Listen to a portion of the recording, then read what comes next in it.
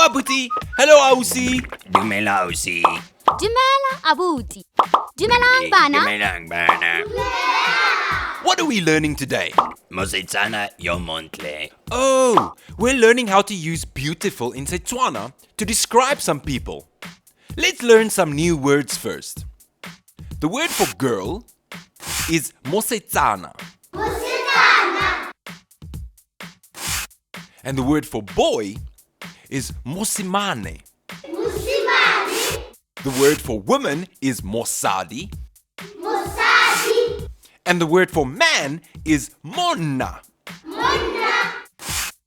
So Abuti, how do we say beautiful girl in Setswana? Setswana yo montle.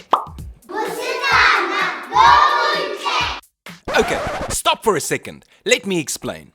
When we say mosetsana yo montle, we're actually saying girl that is beautiful. The yo means that is. Montle means beautiful. But we add a mo, so it becomes montle, because we're talking about mosetsana. Do you see the pattern? So how would we say beautiful man in Setswana? Monna yo montle. Very good. And how would we say beautiful boy in Setswana?